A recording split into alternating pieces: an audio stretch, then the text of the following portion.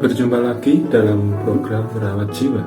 Saat ini kita akan bersama-sama membaca sabda Tuhan yang diambil dari kitab Keluaran 12 ayatnya 29 sampai dengan ayat 51. Lembaga Alkitab Indonesia memberikan judul Tulah ke-10, Anak sulung mati orang Israel keluar dari Mesir.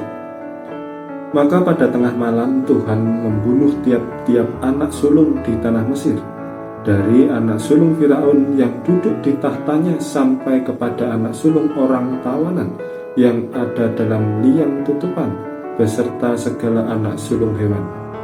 Lalu bangunlah Firaun pada malam itu, bersama semua pegawainya dan semua orang Mesir, dan kedengaranlah seruan yang hebat di Mesir, sebab tidak ada rumah yang tidak kematian. Lalu pada malam itu dipanggilnyalah Musa dan Harun, katanya, "Bangunlah, keluarlah dari tengah-tengah bangsaku, baik kamu maupun orang Israel. Pergilah, beribadahlah kepada Tuhan seperti katamu itu. Bawalah juga kambing dombamu dan lembu sapimu seperti katamu itu. Tetapi pergilah dan mohonkanlah juga berkat bagiku." Orang Mesir juga mendesak dengan keras kepada bangsa itu, menyuruh bangsa itu pergi dengan segera dari negeri itu, sebab kata mereka, "Nanti kami mati semuanya." Lalu bangsa itu mengangkat adonannya sebelum diragi, dengan tempat adonan mereka terbungkus dalam kainnya di atas bahunya. Orang Israel melakukan juga seperti kata Musa.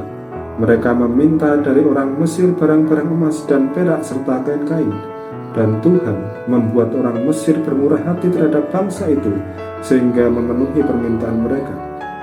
Demikianlah mereka merampasi orang Mesir itu. Kemudian berangkatlah orang Israel dari Ramses ke Sukot. Kira-kira 600.000 orang laki-laki berjalan kaki, tidak termasuk anak-anak. Juga banyak orang dari berbagai bangsa turut dengan mereka. Lagi sangat banyak ternak kambing, domba, dan lembu sapi. Adonan yang dibawa mereka dari Mesir dibakarlah menjadi roti bundar yang tidak beragi, sebab adonan itu tidak diragi, karena mereka diusir dari Mesir dan tidak dapat berlambat-lambat, dan mereka tidak pula menyediakan bekal baginya. Lamanya orang Israel diam di Mesir adalah 430 tahun. Sesudah lewat 430 tahun, tepat pada hari itu juga, keluarlah segala pasukan Tuhan dari tanah Mesir. Malam itu malam berjaga-jaga bagi Tuhan, untuk membawa mereka keluar dari tanah Mesir. Dan itulah juga malam berjaga-jaga bagi semua orang Israel, turun-temurun, untuk kemuliaan Tuhan. Berfirmanlah Tuhan kepada Musa dan Harun, "Inilah ketetapan mengenai Paskah. Tidak seorang pun dari bangsa asing boleh memakannya. Seorang budak belian barulah boleh memakannya setelah engkau menyunat dia. Orang pendatang dan orang upahan tidak boleh memakannya. Paskah itu harus dimakan dalam satu rumah juga. Tidak boleh kau bawa sedikit pun dari daging itu keluar rumah. Satu tulang pun tidak boleh kau patahkan. Segenap jemaah Israel haruslah merayakannya. Tetapi apabila seorang asing telah menetap padamu dan mau merayakan Paskah bagi Tuhan, maka setiap laki-laki yang bersama-sama dengan dia wajiblah disunat. Barulah ia boleh mendekat untuk merayakannya.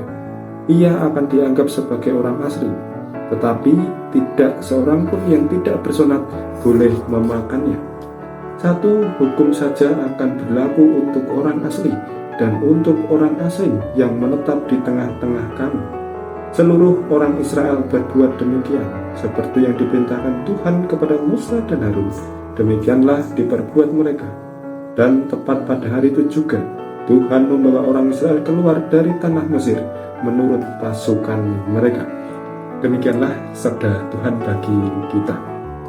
Tema perenungan kita saat ini, kuasa Tuhan tak terselami. Nas kita pada ayat 51. Dan tepat pada hari itu juga, Tuhan membawa orang Israel keluar dari tanah Mesir menurut pasukan mereka. Kita bisa membayangkan jika kita sendiri memiliki anak sulung yang tiba-tiba meninggal dunia tanpa sebab. Tentu kita akan sangat terkejut dan bukan tidak mungkin menjadi histeris. Inilah yang terjadi ketika Tuhan menjatuhkan tulah yang terakhir bagi orang Mesir. Semua anak sulung yang menjadi harapan dan kebanggaan keluarga tiba-tiba meninggal dunia.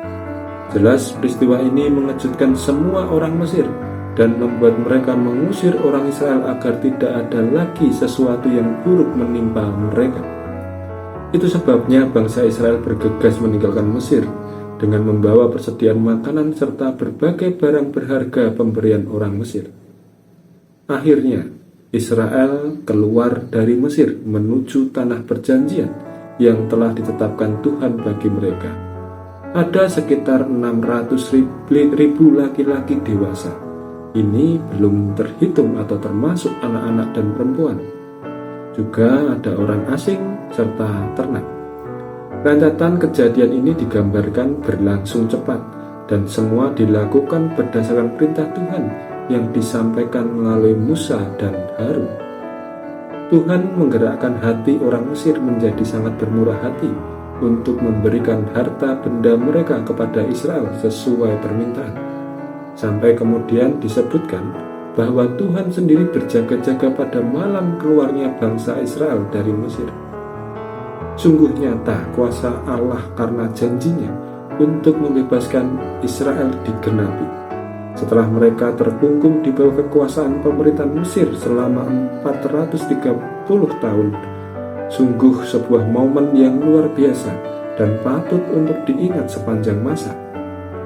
Kalau bukan karena Tuhan, bagaimana mungkin Israel sanggup melepaskan diri dari belenggu yang telah mengikat mereka selama kurun waktu yang sangat panjang? Betapa Allah tidak tinggal diam menyaksikan kehidupan umat yang dikasihi. Ia campur tangan dan menunjukkan kuat kuasanya.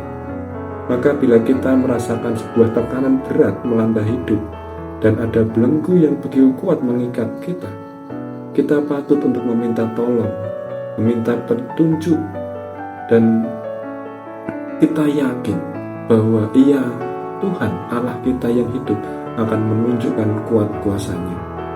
Mintalah dengan tetap bersetia hidup dalam kebenaran. Hanya dalam kebersetiaan kepada Tuhan, kuasa yang tak terselami akan memulihkan kehidupan setiap umatnya.